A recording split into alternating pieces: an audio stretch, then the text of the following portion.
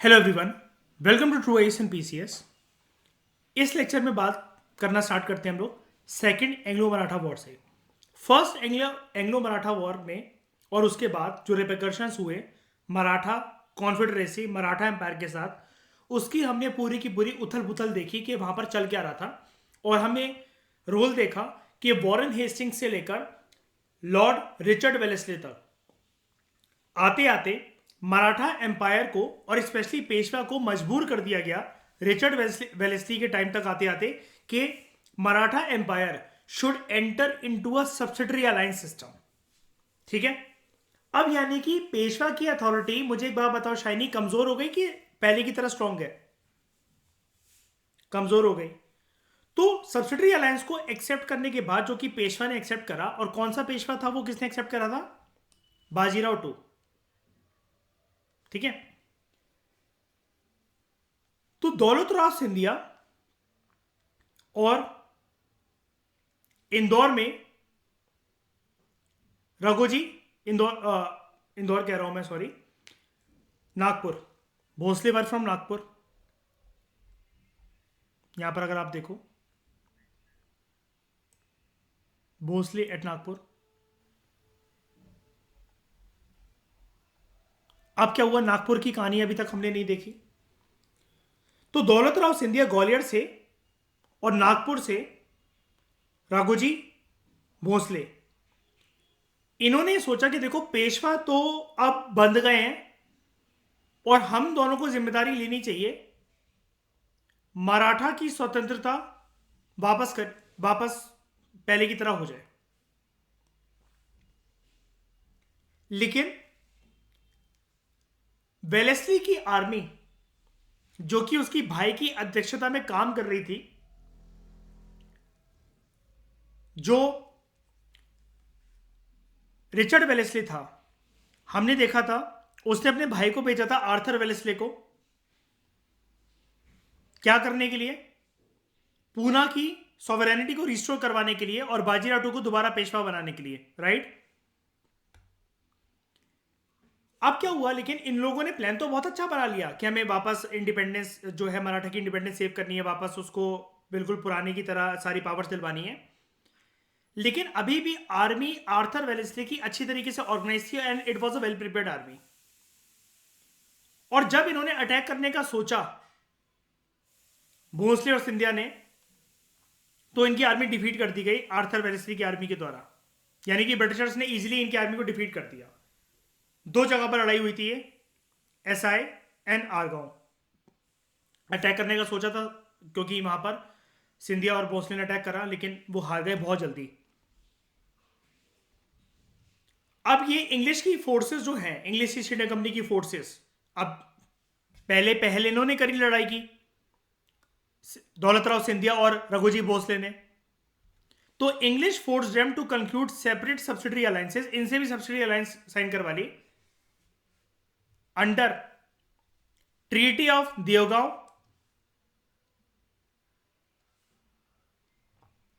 ये साइन करवाई सिंधिया के साथ, और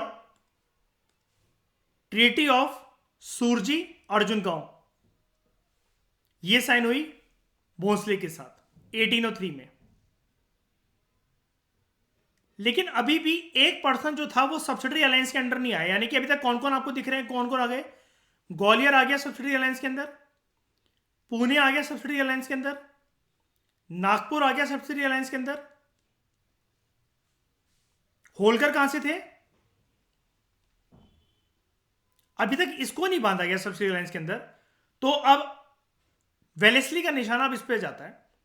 जसवंत राव या यशवंत राव, कुछ भी बोल लो, Yashwant Rao Holkar, also known as Jaswant Rao Holkar, ये अभी भी अनडिफिटेड था, क्योंकि अभी तक इसने कुछ ऐसा करा ही नहीं था वॉर वगैरह पार्टिसिपेट किया, इसको मतलब बंदी बनाया जाए या कुछ भी करा जाए, मतलब बांधा जाए, इस ट्रीटी के अंदर मजबूर बनाया जाए। होलकर ने एक कोशिश करी, जसवंत राव होलकर ने, कि वो लूटने की कोशिश करता है जयपुर की टेरिटरी को इन 1804। और उसी साल ब्रिटिश ईस्ट इंडिया कंपनी को मौका मिल जाता है और वो इसके खिलाफ वॉर वेज कर देते हैं।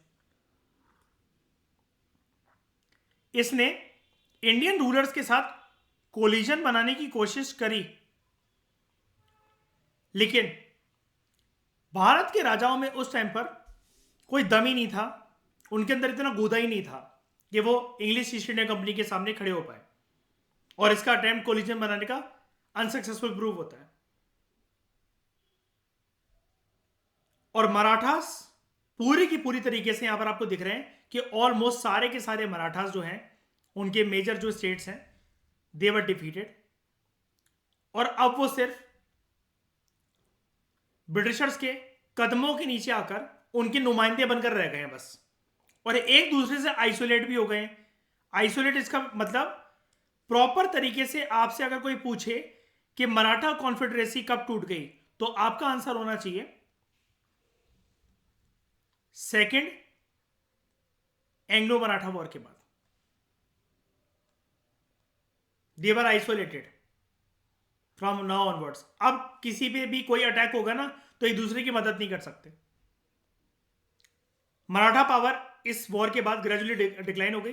We are reading the results. और इंग्लिश ईस्ट इंडिया कंपनी ये एक पैरामाउंट पावर बनकर आई इंडिया के अंदर। अब वेस्टर्न इंडिया पे भी कब्जा हो गया, और उसके साथ दहेज में इतनी सारी चीजें मिल गई, ग्वालियर, इंदौर, नागपुर। अब बात करते हैं इस कंटेक्स्ट की, जब इतना कुछ हो गया तो why this topic third Anglo Maratha war, इसको भी समझते हैं। थर्ड एंग्लो मराठा वॉर जो था, ये एक फाइनल और डिसाइसिव कन्फ्लिक्ट था ब्रिटिश ईस्ट इंडिया कंपनी और मराठा एम्पायर के बीच में, कि अब होगा क्या मराठास थोड़ा बहुत भी बचेंगे, या एज अ पावर वो कंप्लीट तरीके से घुटने टेक देंगे इंग्लिश ईस्ट इंडिया कंपनी के सामने। ये वॉर शुरू होता है, इंग्लिश ईस्ट इंडिया कंपनी के ट्रूप्स ने मराठा टेरिटरी में इन्वेजन करना शुरू करी। इन ट्रूप्स को लीड कर रहा था गवर्नर जनरल हेस्टिंग्स। ये कौन सा हेस्टिंग्स है? Very good, not Warren Hastings, है ना, वो तो बहुत पहले था। He is simply Lord Hastings. इसका फर्क बताया था मैंने एनसीईआरटी में, आपको याद होगा इस चैप्टर में, याद है। और लॉर्ड हेस्टिंग्स जो सपोर्ट कर रहा था उनकी फोर्सेस को, उनकी आर्मी को जो लीड कर रहा था वो था general Thomas Hislop. Peshwa Bajirao two की जो फोर्सेस थी, ये अभी तक सब्सिडी अलायंस के अंदर बंद करना बहुत ज्यादा त्रस्त आ चुके थे इंग्लिश ईस्ट इंडिया कंपनी के सामने। तो इन्होंने कहा अब आर या पार बाहर में जाए, हम तो नहीं मार रहे सब्सिडी अलायंस को। पैसा देते देते उन फोर्सेस को रेस करते करते हम कुछ भी नहीं कर सकते, सांस और सूसू के अलावा तुमने कुछ अलाउड ही नहीं कर रखा है। तो पेशवा ने सोचा, बाढ़ में गया, मुझे समझ में आ गया है कि हमें इनसे मदद नहीं मांगनी चाहिए। इससे बढ़िया तो, बल्कि जब मेरी पावर हाथ में गई थी, पुणे हाथ में गया था, इससे बढ़िया तो मैं तब था। लेकिन अब इस टाइम पर पेशवा को समझाया कौन, बेटे गलती हो गई है, और गलती तेरे से बहुत लेट, तेरे को बहुत लेट समझ में आया इस गलती का जो पश्चाताप है, और अब कुछ नहीं हो सकता। पेशवा बाजीराव टू की जो फोर्सेस थी, उनका साथ देने नागपुर से भोसले की फोर्सेस आई, और भोसले की फोर्सेस जो थी देवर अंडर मुदोजी टू भोसले, और इंदौर से मल्हार राव होलकर 3। ये तीनों के तीनों, पुणे की फोर्सेस, भोसले और इंदौर, ये अंग्रेजों के खिलाफ खड़े हुए। और इस टाइम पर हमेशा घर का बेदी लंका ढाए, सिंधिया को जब सबसे ज्यादा साथ देना चाहिए था, तो दौलत राव सिंधिया इस टाइम पर न्यूट्रल रहा। मैं कहता हूं ना हमेशा, वो मयूर, ग्वालियर के हवा पानी में कुछ गद्दारी है। जब सबसे ज्यादा किसी की जरूरत होती है ना, वही साथ नहीं देता वहां पर, जब आर्या पार की लड़ाई होती है। Peshwa was defeated in the battles of Khadki and battle of Koregaon, और कुछ कुछ माइनर बैटल्स हुए, and several minor battles were fought by the Peshwas forces, ताकि कैप्चर जो हो पेशवा का उसको प्रिवेंट करा जा सके। भोसले के साथ जो बैटल लड़ा गया मुदोजी टू भोसले के साथ, वो था बैटल ऑफ सीता बल्दी, और होलकर के साथ बैटल ऑफ महिदपुर। सारे के सारे बैटल्स में ईस्ट इंडिया कंपनी वाले ही जीते, जो कि वॉरेन हेस्टिंग्स की अध्यक्षता में जो लीड कर रहा था उनको general, he was general Thomas Hislop. Result क्या हुए? मराठा कॉन्फेडरेसी पहले तो तितर बितर हो गई थी सेकेंड एंग्लो मराठा वॉर में। अब जब आपसे कोई पूछे कि डिसॉल्व कब हो गई, आइसोलेट हो गई थी, बिखर गई थी, टूट गई थी सेकेंड एंग्लो मराठा वॉर में, डिसॉल्व हो गई थर्ड एंग्लो मराठा वॉर में। और ये जो पोस्ट थी ना पेशवाशिप की, जब कॉन्फेडरेसी नहीं रही तो प्रधानमंत्री का क्या काम? पेशवाशिप अबॉलिश। ज्यादातर जो टेरिटरी थी पेशवा बाजीराव टू जो होल्ड करके रखा हुआ था, या तो वो छीन ली गई या तो वो बॉम्बे प्रेसिडेंसी का पार्ट बना दी गई। अबे बॉम्बे, आप कहोगे बॉम्बे प्रेसिडेंसी का मतलब क्या? देखो, बॉम्बे प्रेसिडेंसी में भी तो ईस्ट इंडिया कंपनी ही है जो उसको रूल कर रही है ना। कुल मिलाकर अंग्रेजों के पास टेरिटरी जानी चाहिए, गवर्नर चाहे कहीं का भी हो, क्या फर्क पड़ता है बताओ, है ना।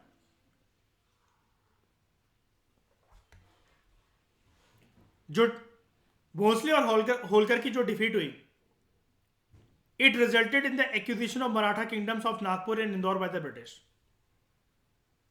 नागपुर इंदौर को ब्रिटिश ने ले लिया। बाजीराव टू, इज्जत के साथ इसको पेंशनर बना दिया गया। इसको बोला गया तुम लास्ट पेशवा हो, हम तुम्हें कुछ नहीं कह रहे हैं, तुम्हारे लिए एक काम कर देंगे, हर साल तुम्हें 8 लाख रुपए मिलते रहेंगे और चुपचाप अपनी बीवी बच्चों को लेकर जाओ, या जो भी तुमने एक्स्ट्रा मैरिटल अफेयर की जो लुकाइयाँ पाल रखी हैं उनको लेकर हनीमून मनाओ और मज़े करो। अब उछलना मत, उछलने के लिए, क्योंकि तुम्हारे पास अब पर ही नहीं है। पर तुम्हारे काट दिए गए नहीं है, शरीर से उखाड़ दिए गए हैं, तो वो निकलेंगे ही नहीं दोबारा। बताओ ये चीज़ समझ में आई अच्छे से? किसी को कोई दिक्कत? कुछ और समझना है क्या यहाँ पर इसमें? शैली समझ में आया सब कुछ? तो इस डिस्कशन में फिलहाल इतना ही। Thank you very much for discussion.